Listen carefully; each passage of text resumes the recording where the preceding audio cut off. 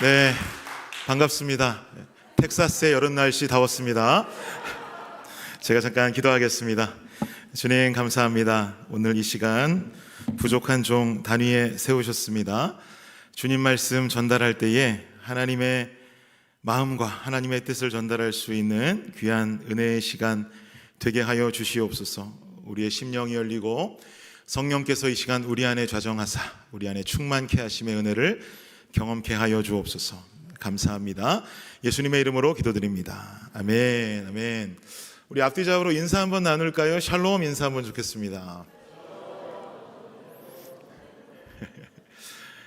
제가 청년부 수련회 때도 느낀 건데요, 음정이 좀 낮아요. 이 동네가 샬롬이라는 소리가 음정이 좀 낮은데 두 음정 정도 올려볼 수 있을까요?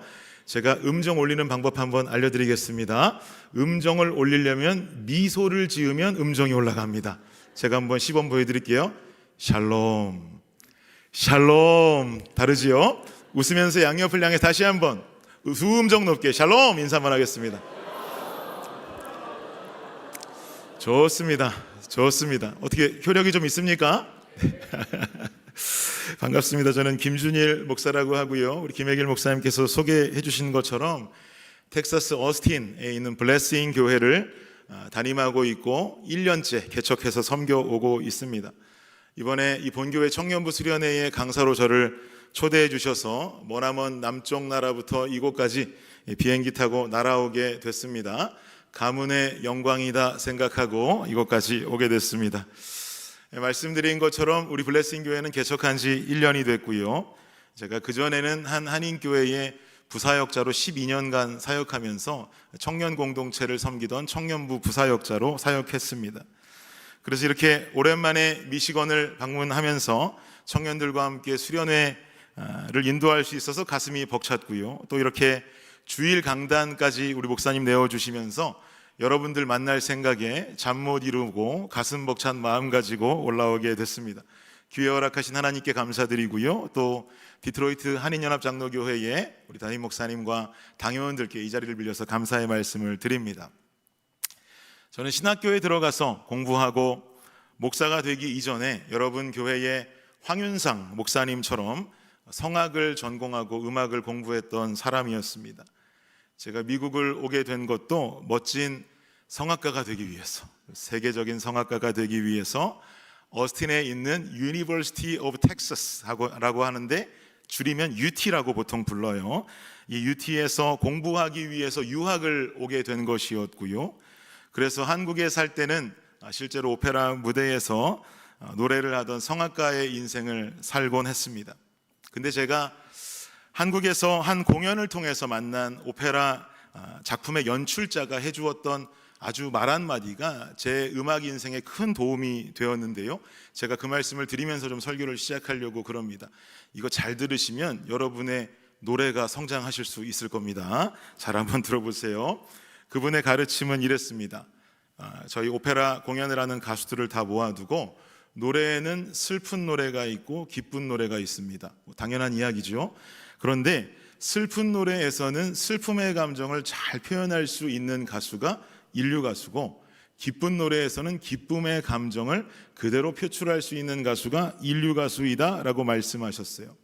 그러면서 말씀하시기를 슬픈 노래를 부르면서 슬픔의 감정을 표현하기 위해서 어떻게 해야 되는가?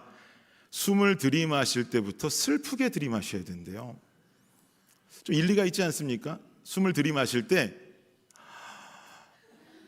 슬프게 들이마셔야 슬픈 소리가 난다는 거예요. 기쁜 노래를 부를 때는 어떻게 하면 될까요? 기쁘게 숨을 들이마셔야 기쁜 소리가 난다는 거예요. 이렇게 해야 기쁜 소리가 난다는 거죠. 여러분 오페라 보시면 왕도 나오고 사기꾼들도 나오고 여러 가지 배역을 맡아서 연기하는 가수들이 무대 위에 올라와서 막 연기를 하는데, 그분 말씀이 사기꾼 역할을 하려면 숨부터 사기꾼처럼 쉬어야 된다는 거예요.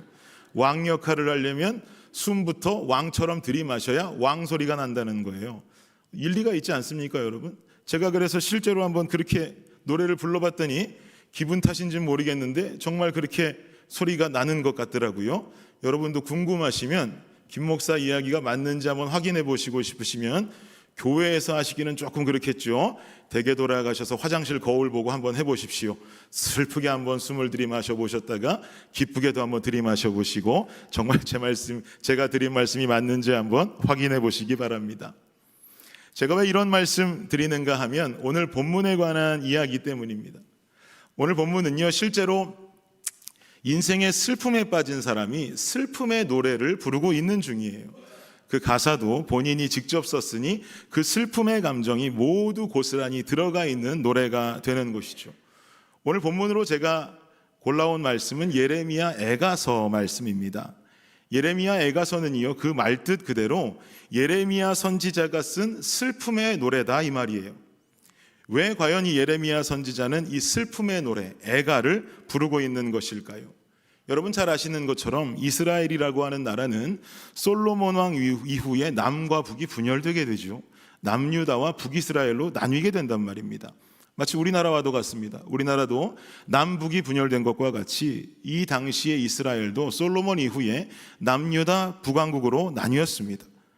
그리고 북이스라엘은 아수르에 의해서 BC 722년경에 멸망하게 되고요, 남유다는 BC 586년에 바벨론에 의해서 멸망을 당하게 됩니다. 그런데 이 예레미야라고 하는 선지자는 남유다의 선지자였었는데 바벨론에 의해서 조국이 멸망하고 포로가 되어서 백성들은 끌려가고 사랑하는 예루살렘 성전은 회파가 되는 이 가슴 아픈 현실을 모두 두 눈으로 목격했던 선지자가 예레미야였어요. 그러니까 당시 조국의 현실을 보면서 슬픔에 잠길 수밖에 없겠죠. 그래서 우리는 예레미야 선지자의 별명을 눈물의 선지자다라고도 부르곤 합니다. 이스라엘과 유다가 멸망했던 이유는 다른 것 없어요. 이방신을 섬기고 우상을 숭배하는 영적인 음란함 때문이었습니다. 영적인 음란함이 하나님의 마음을 진노케 만들었고 하나님은 결국 북이스라엘과 남유다라고 하는 나라를 각각 아수르와 바벨론에 의해서 멸망당하게 만드신 것이죠. 슬픔에 잠긴 예레미야가 노래하기를 이렇게 노래합니다. 우리 3장 18절 말씀 한번 볼까요? 함께 읽겠습니다. 시작. 스스로 이르기를 나의 힘과 여호와께 대한 내 소망이 끊어졌다 하였도다. 지금 18절에 말하기를 내게 있어 하나님을 향한 소망이 끊어졌다라고 말하고 있어요. 심각한 슬픔에 빠져서 비통한 심정에 빠져서 내 삶에 느껴지는 소망이라고는 없습니다. 소망이 모두 끊어진 상태입니다라고 지금 예레미야는 노래하고 있는 거예요. 그리고 나서 이어지는 19절도 볼까요? 읽겠습니다. 시작. 내 고초와 재난 곧 쑥과 담즙을 기억하소서. 19절에 보니까요, 여러 가지 단어들이 등장하는데 고초, 재난, 쑥, 담즙, 이 모든 것이 가리키고 있는 것은 역시 나라를 잃은 예레미야의 슬픈 심정을 대변하고 있는 장면입니다. 그런데 여러분 재미난 것이 있어요. 재미난 것은 그 다음에 이어지는 20절과 21절 말씀인데요, 20절과 21절 말씀 때문인데 한번 읽어보겠습니다. 시작. 내 마음이 그것을 기억하고 내가 낙심이 되오나 이것을 내가 내 마음에 담아두었더니 그것이 오히려 나의 소망이 되었사옴은. 여러분 생각해 보세요. 나라를 잃은 슬픔, 백성들은 포로가 되고 성전은 회파되는 이 아픔들로 인해서 여전히 예레미야 자신의 마음은 낙심되고 있어요. 낙심이 되지만 내가 이러한 낙심되는 심정을 내 마음에 담아두었더니 라고 말하는 거죠. 여기서 담아두었다라고 하는 말의 히브리어 원어적인 의미는요, 돌이켜본다, 회상한다, 이런 뜻을 담고 있습니다. 그러니까 여전히 내 안에 아픔들이 남아있고 비통한 심정이고 슬픔이 가득하지만 그래도 이 상황 속에 내 인생을 돌이켜보니, 회상해보니 그것이 오히려 뭐가 되었다고 말하는 거예요? 나의 소망이 되었다는 거예요. 여러분, 이런 절망의 상황 가운데, 비통하고 슬픔에 잠긴 상황 가운데 이 예레미야 선지자는 도대체 무엇 때문에 어떻게 해서 그것으로 인해서 소망이 되었다라고 지금 고백하고 있는 것일까요? 여러분의 인생 한번 돌아보세요. 여기 계신 아무도 인생의 꽃길만 걸어오신 분은 없을 거예요.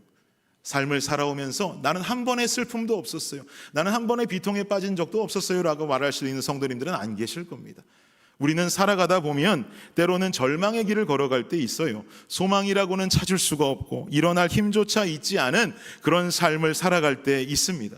비록 아직 조국을 잃은 슬픔은 경험한 적이 없을지라도, 혹은 포로로 끌려가는 그런 인생을 살아본 일은 없다 할지라도 그만큼의 고통과 슬픔은 우리들이 저마다 삶 속에서 개인적으로 느끼며 살아가게 된다는 말이죠. 제가 예전에 청년 사역을 할 때 만났던 한 자매가 제게 이런 말 하더라고요. 목사님, 저는요, 제가 참 힘든 상황 속에, 고통을 겪는 그 순간 속에 나보다 더 큰 고통을 겪고 있는 다른 사람을 보면서 너는 그 정도 고통 겪고 있는 것을 감사해라 라고 하는 그런 설교 너무 싫어요 그러는 거예요. 왜 싫어요? 제가 물어봤더니 그 자매가 하는 말이, 목사님, 고통이라는 것은요, 고통이라는 것의 크기는 지극히 주관적인 거잖아요. 내가 느끼는 고통은 당시에 어떤 고통이라 할지라도 내가 겪는 그 고통이 가장 크게 느껴지는 거예요. 다른 사람의 고통이 나보다 크고 내가 그 사람보다 고통이 작고 이렇게 비교할 수가 없는 것이죠. 내가 내 삶 속에 느끼는 고통이 가장 큰 고통이라고 느끼는데 어떻게 다른 사람이 느끼는 고통, 그 삶을 보면서 내게 힘을 내고 감사라고 말할 수가 있어요? 저는 그게 이해가 안 돼요 라고 말하는 거예요. 제가 그 말을 듣는데 아무런 대답도 할 수 없었습니다. 맞더라고요. 우리는 우리의 인생 속에 개개인적으로 겪는 고통과 고난의 시간들, 광야가 있는데요, 그 광야는 우리 주관적인 것이기 때문에 우리 저마다 느끼는 내 자신의 개인적인 광야가 가장 힘든 광야라고 느끼고 여기며 살게 되더라는 거예요.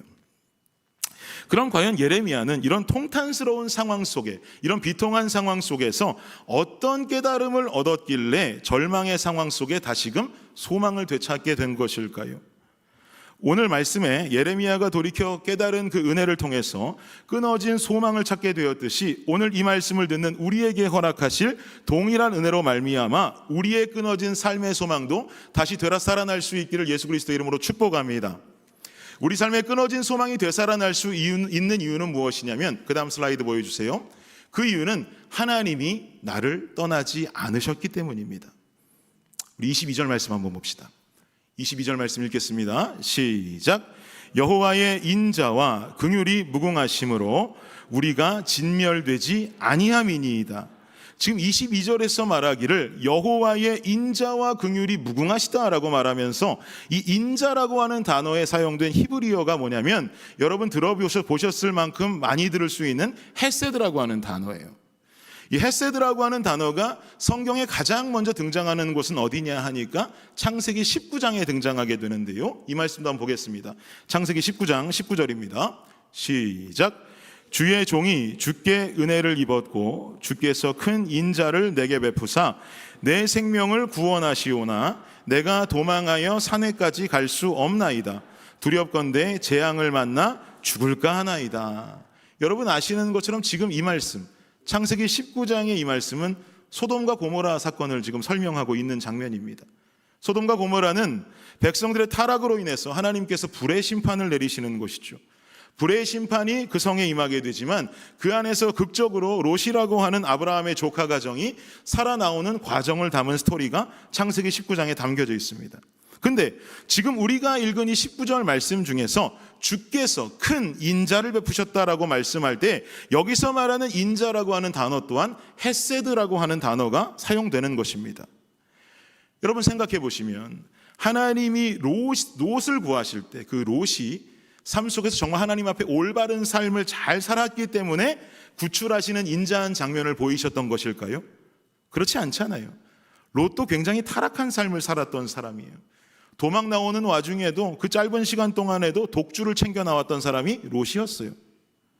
그렇게 옳지 않은 삶을 살았던 자가 롯이었는데, 이런 자에게 하나님께서 헤세드의 인자를 베푸셨다라고 하는 사실이 우리에게 말하는 것은, 하나님의 인애하심과 자비하심은 어떤 조건을 통해서 우리에게 주어지는 것이 아니라 아무 조건 없이 하나님의 성품 그대로 임하는 무궁하시고 무한하신 인애요 사랑이라는 것을 우리는 깨달을 수 있어야 한다는 것입니다. 예레미야 지금 우리가 읽은 22절을 통해서 말하고 있는 것 또한, 우리 유다가 멸망하고 포로가 되어지고 성전이 회파되어지는 고난과 심판의 상황 속에 있다 할지라도 여전히 남아있는 하나님의 헤세드의 인애하심, 그 자비하심이 우리에게 주어지고 있다라고 하는 것이죠. 이 헤세드의 자비하심이 있기 때문에 22절 하반절에 뭐라고 그러는 거예요? 우리가 진멸하지 아니함이니이다 라고 선포하고 있어요. 무슨 말입니까? 우리의 상황이 이러한 슬픔 속에 빠져 있고 비통함 속에 빠져 있고 나라는 잃어버리고 멸망당했다 할지라도 이 모든 것이 아직 끝나지 않았다는 말이에요. 하나님은 여전히 우리를 바라보고 계시고 주님의 인내하심과 헤세드의 자비는 우리에게 여전히 임하고 있다는 거예요.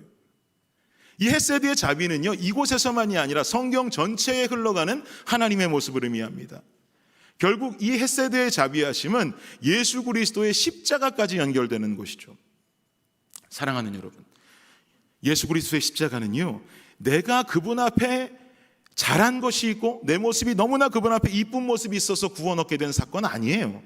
우리에게 임한 구속의 사건, 십자가 구원의 사건은 나의 모습과는 전혀 관계없이 하나님의 무한하신 사랑, 자녀를 향한 하나님의 인애하신 그 마음이 우리를 구원하신 사건인 줄을 믿습니다. 결국은 내 믿음이 전제가 된 사건이 아니라는 거예요. 하나님의 사랑이 전제가 된 사건이라고 하는 것이죠. 이렇게 우리를 사랑하시는 하나님께서 슬픔과 절망 속에 허우적거리는 그 자녀들을 가만히 두실 수 있을까요? 슬픔과 비통함 속에 허우적거리는 사랑하는 아들과 딸들을 내버려 두실 수 있을까요? 내 인생에 관심 없으실 수 있을까요? 그럴 수 없다는 거예요. 그러기에 아까도 말씀드렸던 것처럼 예레미야가 이런 비탄스러운 상황 가운데에서도 갑자기 끊어진 소망이 회복되었던 그 이유는 여전히 아무런 조건 없이 나를 향해 뻗치고 계시는 헤세드가 남아있다라고 하는 거예요. 그리고 이어지는 23절 보세요. 23절 읽겠습니다. 시작.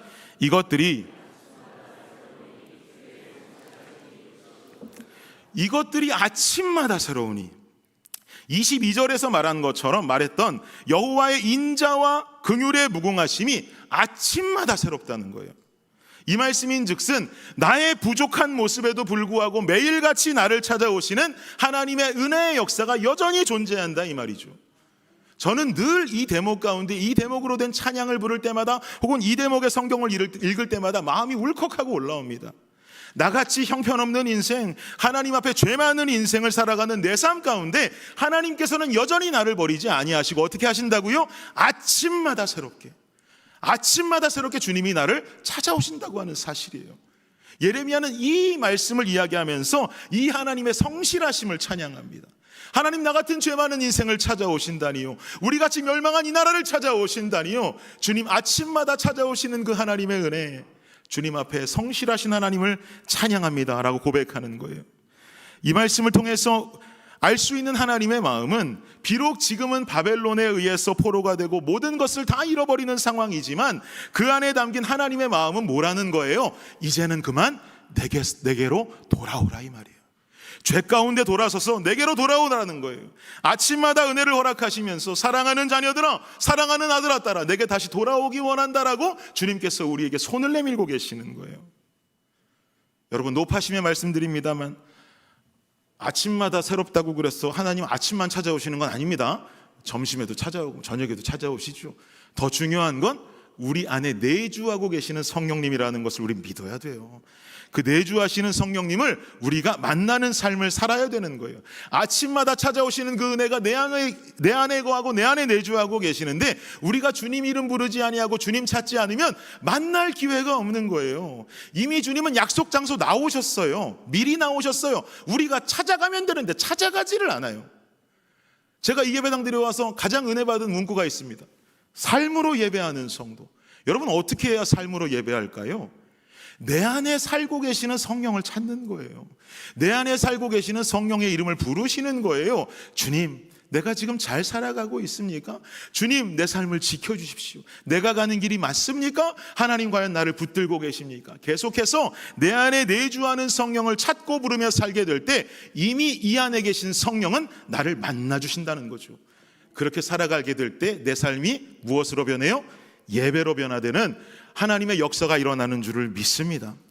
우리는 이런 삶을 살아야 되는 거예요. 이미 찾아오시는 그분 앞에 우리는 그분을 찾아가고 외면치 않으시는 하나님을 찬양하며 살아야 되는 것입니다. 그래서 성경은 말합니다. 요한계시록 3장 20절 보실래요? 함께 읽겠습니다. 시작. 볼지어다 내가 문 밖에 서서 두드리노니 누구든지 내 음성을 듣고 문을 열면 내가 그에게로 들어가 그와 더불어 먹고 그는 나와 더불어 먹으리라. 여러분 믿으십니까? 왜 이렇게 아멘 소리가 작으세요? 텍사스에서 왔다고 너무 텃세 하시는 거 아니죠? 텍사스 촌놈 텃세 하면 시험 듭니다. 멀리서 왔는데 너무 시험 들게 하시면 안 돼요. 다시 한번 여쭐게요. 믿으십니까? 아멘. 좋습니다. 제가 아내와 결혼하기 직전에요, 아내에게 한 가지 병이 발견됐어요. 갑상선 기능 항진증이라고 하는 질환이 발견됐는데, 이 병은 갑상선 호르몬이 일반인들보다 더 많이 분비가 되는 병입니다. 그리고는 그 병을 가지고 결혼해가지고 유학을 오고는 그 병이 좋아졌으면 좋았는데 좋아지지를 않고 그 병이 점점 더 심각해져서, 이게 그 병이 심각해지면 나타나는 현상이 목 부위가 이렇게 부풀어 오릅니다. 근데 아내가 너무 심각해지다 보니까 실제로 목 부위가 너무 부풀어 오르더라고요. 그날부터 아내는 스카프를 목에 감고 다닐 정도로 이만큼이 부풀어 올랐어요. 그리고 더 심해지면 눈이 이렇게 안구가 앞으로 좀 돌출된다는데, 또 그렇게 듣고 아내를 보니까 또 안구가 조금 돌출된 것 같기도 하고, 점점 아내는 악화되기 시작했습니다. 그리고 또 이게 얼마나 심각했는지, 이 기능항진증을 앓고 있는 사람들의 문제가 심장 박동이 빨라져요. 우리가 쿵쿵쿵 뛴다면 제 아내는 쿵쿵쿵쿵쿵쿵 뛰는 거예요. 그리고 심장 박동 소리가 귀에 들린대요. 여기 심장 박동 소리 귀에 들리는 분 계세요? 제 귀에 들리진 않죠. 그런데 제 아내는 심장 박동 소리가 귀에 들린다는 거예요. 근데 제 아내가 당시에 제가 공부하던 UT 음대에서 반주자로 일하고 있었거든요. 근데 반주자들은요, 노래하는 사람의 그 노래에 맞춰서 반주를 템포에 맞춰서 해야 돼요. 그런데 아내가 반주를 못하는 거예요.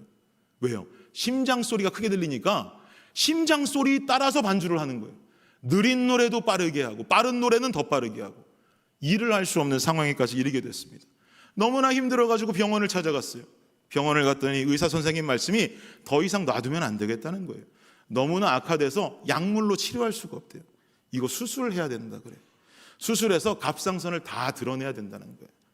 얼마나 청천벽력 같은 소리입니까? 그래서 이제 수술을 해야 되는데, 미국에서 수술하기는 너무 힘들잖아요. 여기는 어떤지 모르겠습니다만 텍사스는 미국에서 병원 예약 잡기도 참 힘들어요.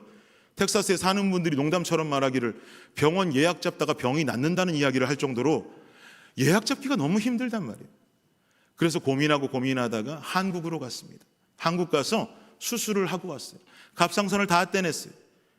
그리고는 회복할 시간도 없이 미국으로 들어왔는데, 미국에서 제 아내의 건강을 돌봐주시던 의사 선생님을 만나서 상황을 이제 체크업하는데, 의사 선생님이 저랑 아내를 앉혀두고 뭐라고 말씀하시냐면, 이제 네 아내는 갑상선이 없어서 아이를 갖기는 힘들 거야 그래요.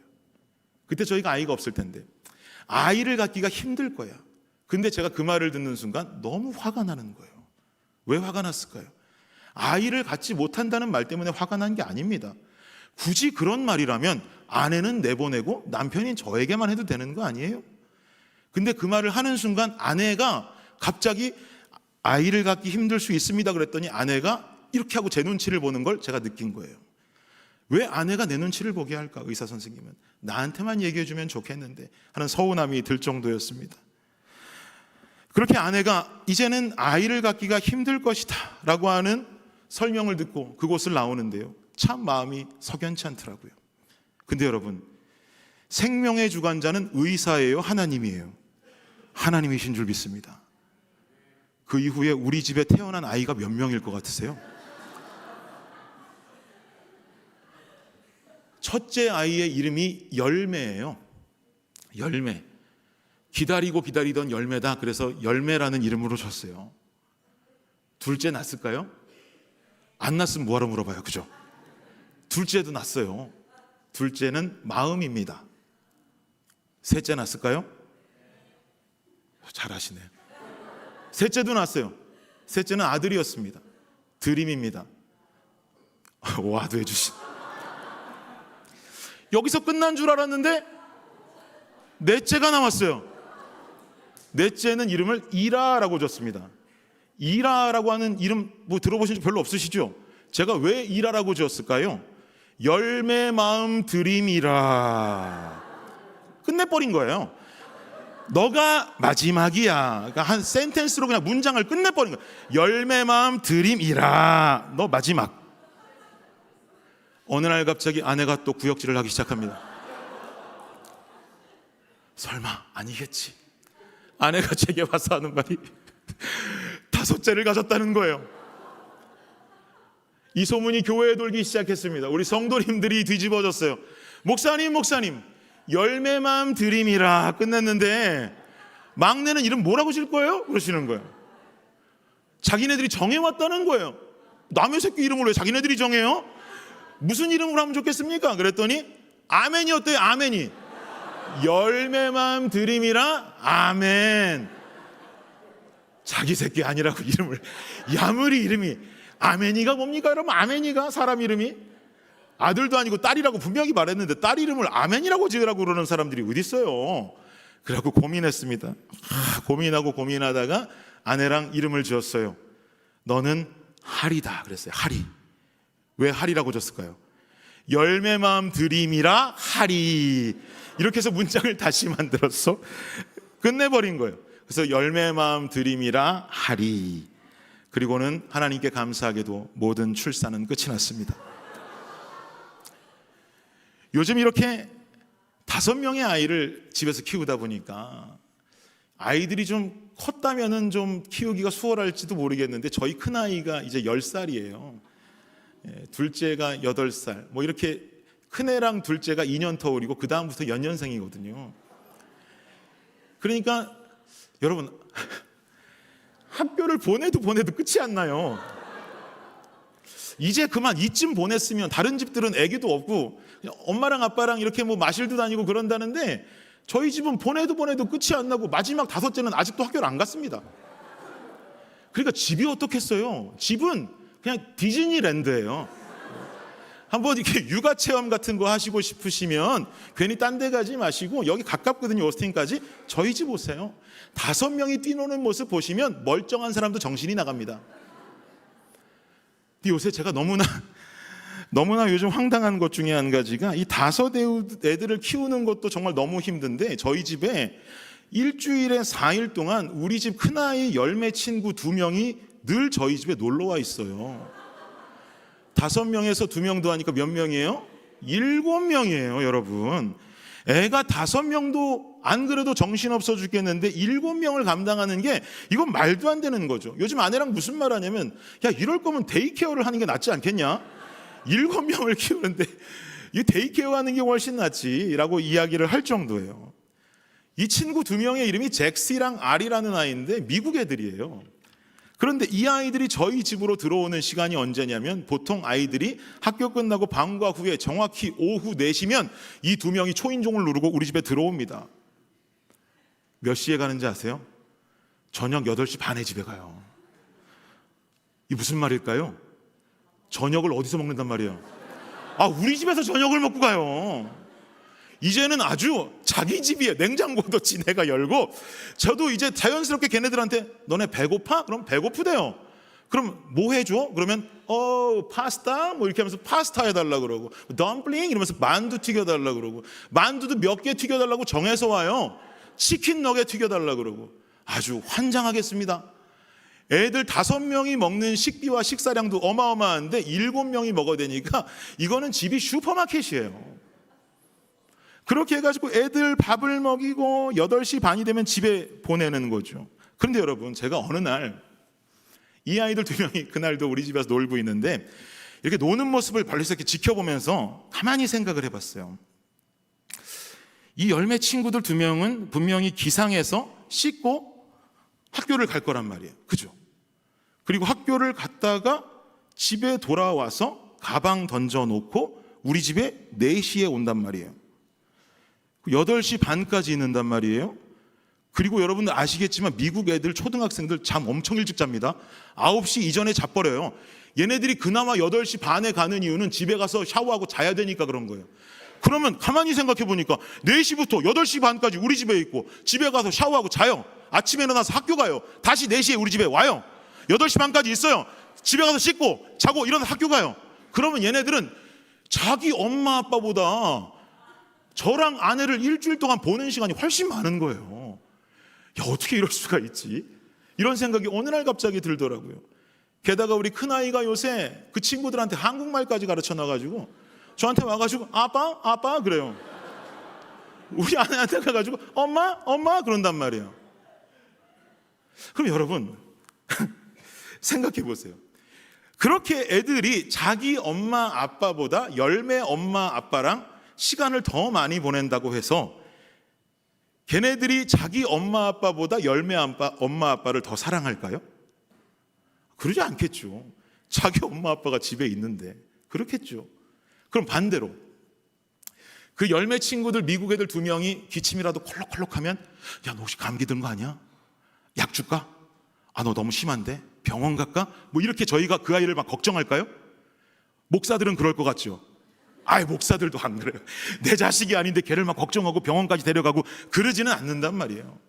그냥 그 아이들을 병원에 데려가야 되는 사람은 그 아이들의 엄마 아빠예요. 그리고 그 아이들이 사랑하는 사람은 저랑 아내가 아니라 자기 엄마 아빠예요.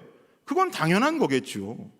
그러니까 우리도 그 아이들을 볼 때 우리 아이들처럼 걱정하지 않고 그들도 저랑 아내를 볼 때 자기 엄마 아빠보다 더 사랑하는 사람으로 여기지 않아요. 사랑하는 여러분, 제가 무슨 말씀을 드리고 싶은 걸까요? 우리는요, 우리의 일상의 하루를 살아가면서 세상 속에 보내진 존재들로 살아가요. 세상에서 하루 종일 살다 보니까 그 안에서 상처받고요, 그 안에서 아픔을 겪기도 하고요, 그 안에서 광야를 살아가기도 합니다. 그러다 보니까 세상에서 받은 아픔과 상처, 세상 속에서 걸어가는 그 광야, 이 아픔과 상처들을 우리는 희한하게 세상 안에서 씻어내려 할 때가 있어요. 여러 죄악된 것을 행하면서, 부끄러운 수치스러운 일들을 행하면서 세상에서 당한 슬픔과 아픔들을 세상 안에서 풀어내려고 한단 말이에요. 야, 스트레스 풀어 이거 다 풀어내야 돼 하면서 그 아픔과 슬픔을 세상 속에서 풀어내려고 그래요. 근데 여러분, 열매 친구들이 하루의 대부분의 시간을 우리 집에서 보낸다 해도 저랑 아내는 그 녀석들의 아빠 엄마가 아니라니까요. 우리도 마찬가지예요. 우리가 하루 대부분의 시간을 세상에 살면서 그 안에서 아픔을 겪고 슬픔을 겪고 광야를 살아간다 할지라도 우리 아빠는 따로 있는 거예요. 우리가 매달리고 바라봐야 될 아버지는 따로 있는 거예요. 왜 세상에서 슬픔과 아픔을 풀려고 합니까? 왜 세상의 죄악된 것에 의지해서 내 광야들을 이겨내려고 합니까? 세상이 책임져 주는 것 같지만 살아보니까 책임져 주던가요? 세상은 책임져 주지 않아요. 나를 책임지기 위해서 내 안에 거하고 계시고 나를 매일같이 아침마다 은혜로 찾아오시면서 손을 내밀고 계신 이는 나를 위해서 십자가에 못 박혀 죽으신 예수 그리스도 한 분뿐인 줄을 믿습니다. 우리는 그분을 바라봐야 되는 거예요, 여러분. 세상에서 무슨 아픔이 있어도 고통이 있어도 우리는 그 예수님 아빠를 바라봐야 되는 거예요. 그분이 여전히 나를 기다리고 계시고 여전히 나를 성실하게 찾아오신다면 이제는 내가 나의 손을 내밀어서 그분의 손을 붙잡고 이제 나는 믿음의 눈을 들어서 하나님의 눈을 바라봐야 하는 줄을 믿습니다. 이사야서 41장 말씀 보면요, 우리 8절 9절 한번 읽어볼게요. 시작. 그러나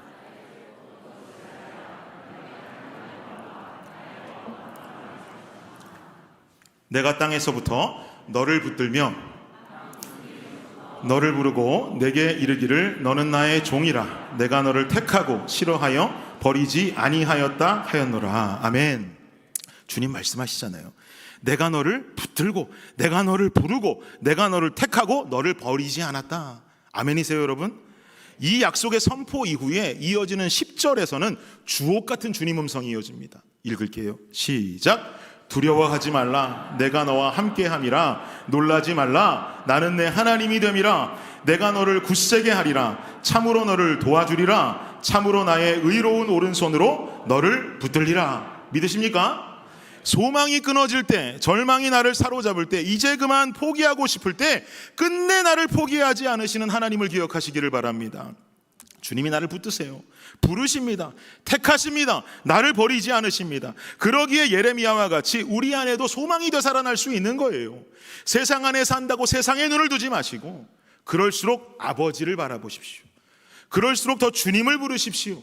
끝내 붙들고 계시는 주님을 만나고 그 사랑에 감격할 수 있는 성도님들 되시기를 예수님 이름으로 축복합니다. 여러분께 이 권면을 드리면서 더불어 부탁의 말씀 한 가지 드리고 싶어요. 제가 어제까지 이 본교회 청년부 수련회의 강사로 집회를 인도했었는데요, 청년들 참 너무 귀해요. 그죠? 안 귀해요? 귀하시죠? 저도 수도 없이 청년부 수련회를 이렇게 다녀봤지만 참 이번 수련회에서 색다른 부분들을 많이 느꼈어요. 이 청년들과 함께 줌으로 첫 미팅을 하는데 제가 청년들에게 물었습니다. 그래서 제가 설교를 몇 번 해야 됩니까? 청년부 회장이 그러더라고요. 4번 하셔야 됩니다. 전 그래서 수련회가 4박 5일인 줄 알았어요. 1박 2일 동안 설교하는데 4번을 하라 그러더라고요. 지구상에 없을걸요? 이 지구상에 그런 청년부는 없을 거예요. 1박 2일 동안 설교를 4번 하라 그러는 그런 청년부 수련회는 여러분 없어요. 제가 지금 불만을 토로하는 게 아닙니다. 제가 드리고 싶은 말씀은 청년들이 그만큼 갈급하다는 거예요. 갈급해요. 청년의 때를 지나서 이렇게 돌아보면 청년의 때가 가장 행복하셨잖아요. 그런데 돌아보니까 행복했던 거지. 청년의 때 그 현실 속을 살아가던 여러분은 어떠셨어요?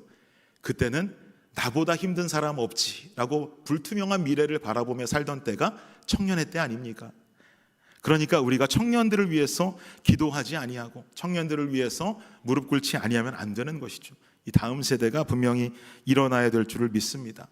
아직도 그런 말씀하시는 분들 계시더라고요. 교회에서 한식 차려주면 청년들 부응하잖아요. 그렇게 말씀하시는 분들 제가 여러 들어본 적이 있는데, 여러분, 한식 차려주면 교회 오는 청년들은 15년 전에 한국 교회를 다 떠났습니다.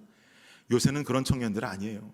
맛집도 우리보다 더 잘 알고요, SNS도 잘해가지고 어디 맛집 있는지 다 알고 있고요, 한 끼에 우리보다 쓰는 식사에 돈이 더 많을 거예요. 그렇게 잘 알고 있는 청년들 밥 해준다고 교회에 오지 않아요.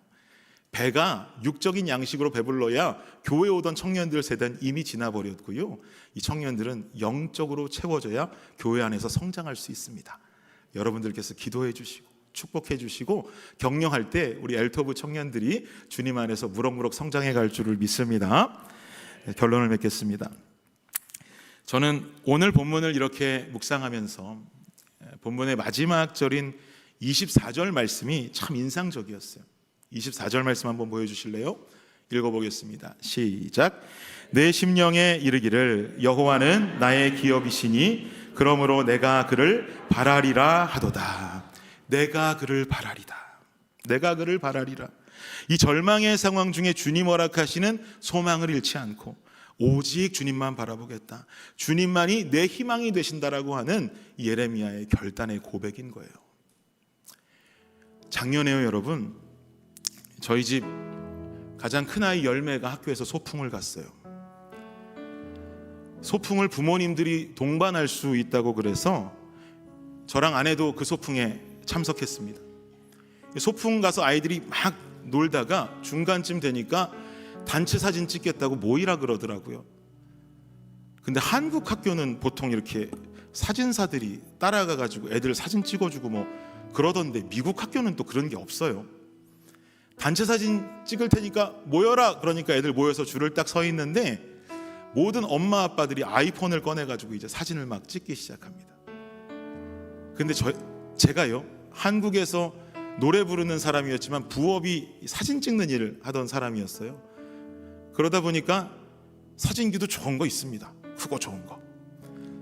다 아이폰 들고 팍 찍으려고 그럴 때 뒤에서 큰 카메라를 들고 중앙에 서 있는 거예요. 마치 학교에서 고용한 동양인 사진가 마냥. 제 마음속에는 어떤 기대가 있었을까요? 탁 들고 있으면 이 우리 열매내 반학생 모두가 나를 쳐다보겠지 라고 하는 마음으로 탁 대고 있었어요. 아무도 안 쳐다봐요. 그래서 다 쳐다볼 순간은 없으니까 10장을 그냥 다다다다다다다다다 찍고 집에 돌아왔어요. 집에 돌아와서 사진을 정리하려고 사진을 이렇게 펼쳐봤는데요, 한 장 한 장 사진을 보는 중에 제 마음이 울컥하는 사건이 있었어요. 사진을 보여드릴게요. 저 사진인데요, 저희 딸아이가 어디 있을까요? 여러분 보실 때 가장 오른쪽에 이렇게 서 있는 애가 저희 큰딸이에요. 동양애 하나 있잖아요, 그죠? 이렇게 서 있어요.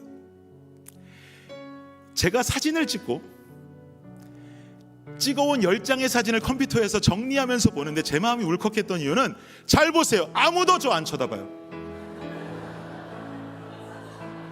근데 누구만 저 쳐다봐요? 우리 딸! 열매만 10장 중에 2장만 쳐다볼까요? 제가 울컥했던 이유는 10장 중에 10장 다 우리 열매만 아빠 쳐다보고 이러고 있는 거예요. 그 사진을 보는데 왜 이렇게 울컥해요? 우리 열매만 아빠 쳐다보고 있구나. 우리 열매는 계속 아빠만 보고 있었구나. 나는 몰랐는데 10장 내내 아빠만 보고 있었어. 아빠가 몇 장을 찍는지도 모르면서 아빠가 카메라 대고 있으니까 그냥 아빠만 쳐다보고 이러고 있는 제 딸의 모습 보면서 마음속에 여러 가지 생각이 복잡해지기 시작했어요. 내가 우리 딸을 왜 그렇게 혼냈지? 평소에 뭐 그렇게 못한다고 꾸지람을 했지? 저희 딸이요, 동생이 4명이다 보니까요, 거의 마인드가 대학생입니다. 그런 애를, 그렇게 성숙하게 잘 자란 애를 동생 안 도와준다고 혼내고 이거 안 했다고 혼내고, 왜 그렇게 내가 내 딸을 혼내면서 살았을까? 나는 참을성도 없이 내 딸 혼내며 살았는데, 아이고 우리 딸은 아빠가 사진 찍는다고 아빠만 10장 내내 쳐다보고 있네 라는 생각이 들면서 눈물 나는 거예요. 나이가 먹으니까 눈물이 왜 이렇게 많이 나요? 우리 아내가 제 옆에 오더니 깜짝 놀래요. 울어? 와이프인데도 너무 부끄럽더라고요. 우리 열매는 아빠만 보고 있구나. 아빠만 보고 있구나. 다른 사람들 아이폰은 한 번도 쳐다보지 않고 아빠만 보고 있구나. 사랑하는 여러분, 하나님 아버지께서 자녀된 우리에게 바라는 모습이 저 모습 아닐까요? 세상에 바라볼 것이 투성이에요. 너무 힘드니까요. 고난이고 고통이고 광야고 힘들게 세상 살다 보니까 여기도 유혹, 저기도 유혹, 저기도 평안, 저기도 기쁨처럼 보이는 세상에서 거짓되게 우리에게 제시하는 유혹들이 너무나 많아요. 여기 가서 평안을 찾아보려고 노력하고 저기 가서 평안을 찾아보려고 노력하고 유혹 속에 왔다 갔다 하지만 평안과 기쁨을 누릴 수 있는 곳은 아무도 없는 거예요. 왜요? 하나님 아빠를 바라봐야 되는데 자꾸 딴 거 바라보고 다니고 있으니까요. 수많은 엄마들이 내민 핸드폰 카메라가 있었음에도 오직 아빠 카메라만 바라보고 있었던 제 딸아이처럼 우리의 시선도요, 세상에서 어떤 슬픔과 광야를 지나간다 할지라도 온전히 하나님만 바라보는 것. 여러분, 이게 예레미야가 말하는 주만 바라리라의 말씀 아니겠습니까? 어떠한 상황 속에도 주님 바라보는 성도님들 되시기를 간절히 원해요. 절망 속에도, 절망을 살고 있다 할지라도 낙심 속에 빠지지 마십시오. 여전히 나를 향한 주님 헤세드가 있어요. 나는 내 인생 포기했을지 몰라도 주님은 내 인생 포기하지 않았어요. 나를 여전히 아침마다 은혜로 찾아오시는 주님의 성실하심이 있어요. 이제 주님 쪽에선 할 거 다 끝났어요. 찾아왔고 나를 바라보고 계시는 주님, 이제 우리가 해야 돼요. 뭐요? 주만 바라리라. 하나님만 바라리라. 이제 내가 주님 볼게요. 이제 내가 주님 손 잡을게요. 우리가 하나님을 바라고 우리가 하나님의 손을 놓지 않는 그런 신앙인이 되기를 주님은 간절히 원하고 계세요. 우리가 하나님 아빠를 바라볼 때요, 성경은 말하기를 하나님은 나를 너무나 잘 아시는 분이래요. 나보다 나를 더 잘 아시고요, 내 모든 삶의 일거수일투족을 바라보고 계시는 그 하나님께서 여러분의 광야 속에, 여러분의 슬픔과 고통 속에 하나님 바라보시는 여러분을 안아주시고 품어주실 것을 확신합니다. 어려운 상황 속에도 고난 속에도 주님 바라보고 살 수 있는 저와 여러분 되시기를 예수님의 이름으로 축복합니다.